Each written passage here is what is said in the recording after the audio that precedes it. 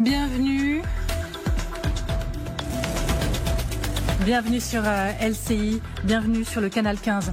Qu'on se le dise, c'est un changement de numéro, mais c'est pas un changement de cap. Notre ambition, c'est de vous donner de l'info toujours, c'est de décrypter les grands enjeux. Bien évidemment, c'est de vous permettre de vous faire votre opinion et vous êtes au bon endroit. Pour ça, le meilleur de l'info, c'est sur LCI. Voilà, et l'info notamment de cette nuit, on va y revenir dans quelques instants, c'est Trump et Musk qui se déchirent à ciel ouvert à coups d'accusations, mais très graves. Et il y a des conséquences qui le sont également. Elles sont politiques, elles sont aussi financières. On y revient dans un instant, mais là tout de suite maintenant, c'est le journal qui est présenté par Amal Laoui. Bonjour à vous, Amal. Bonjour Amélie Carouer, bonjour à tous. Dans l'actualité, ce drame à Reims, au moins 4 personnes sont mortes dans l'incendie d'un immeuble dont un enfant. Le feu s'est déclaré cette nuit, il est désormais éteint grâce aux nombreux pompiers mobilisés. Écoutez, certains témoins de l'incendie, les habitants sont sous le choc. J'ai plutôt entendu, car ça s'est mis à exploser sur le coup d'une heure moins le quart. Et puis on a entendu des gens crier dehors. J'ai ouvert les volets. Et puis là, j'ai vu des flammes qui dépassaient des immeubles là-bas. Ouais, il y avait 4, 5, 6 camions de pompiers, tour des échelles, au total quoi.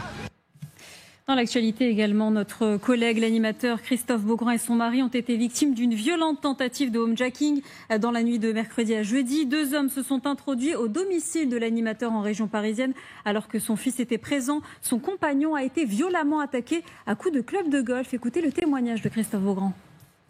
On n'a pas le temps de réfléchir dans ces moments-là. Moi, je me suis levé d'un bond et je suis monté dans la chambre de mon petit garçon qui dort au 2e étage. On a 3 niveaux dans notre maison. Et je l'ai pris dans son lit, il ne comprenait rien. Je suis sorti par la fenêtre et on est monté sur le toit avec mon fils. J'ai entendu mon mari hurler au secours, au secours. Et après, j'ai plus rien entendu. Alors qu'il était en train d'essayer de grimper pour descendre dans le jardin, ils lui ont balancé un coup de... Ghislain dit un club de golf sur la tête et du coup il est tombé de 3 mètres sur le sol, sur la terrasse qui est en dessous. Les voleurs sont partis tout de suite quand ils ont vu que mon mari s'enfuyait, je suppose. Mais ça vous ne l'avez Moi j'entendais rien, donc je ne savais pas ce qui allait se passer. Donc ça a été très très très long, très très long. 1 an après la dissolution de l'Assemblée nationale, c'est l'heure du bilan. Selon un sondage IFOP pour LCI, c'est toujours l'incompréhension pour les Français. Vous verrez que pour les prochaines élections en 2027, pour élire les députés, le Rassemblement national est systématiquement en tête. 1 an après la dissolution, où en est-on? Écoutez la réponse de Jean-Philippe Tanguy, le député du Rassemblement national, était tout à l'heure l'invité de TF1. Écoutez.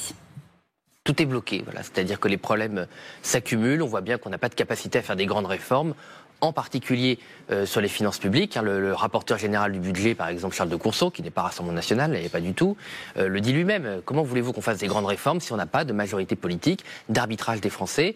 On devait par exemple limiter les frais bancaires, on n'y est pas arrivé, et puis parce qu'il n'y a pas de majorité, donc c'est dommage.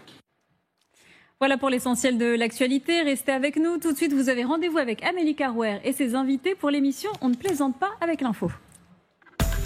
Allez, dans un tout petit instant, bien sûr, on va revenir sur le divorce qui peut coûter cher, très cher, entre Trump et Elon Musk. Mais d'abord, une information LCI pour commencer. C'est ce sondage qui donne le RN en tête si des élections législatives devaient se tenir.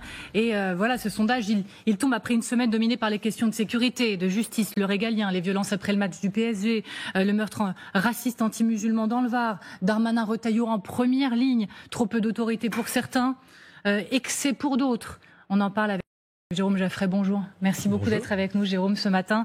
Vous êtes bien sûr politologue, vous êtes directeur du Centre d'études et de connaissances sur l'opinion publique et chercheur associé au CEVIPOF. Et nous sommes également, et j'en suis ravie, avec Isabelle Saporta, bonjour. Bonjour. Merci beaucoup d'être là. Vous êtes éditorialiste à RTL. Guillaume Roquette, bonjour. Oui.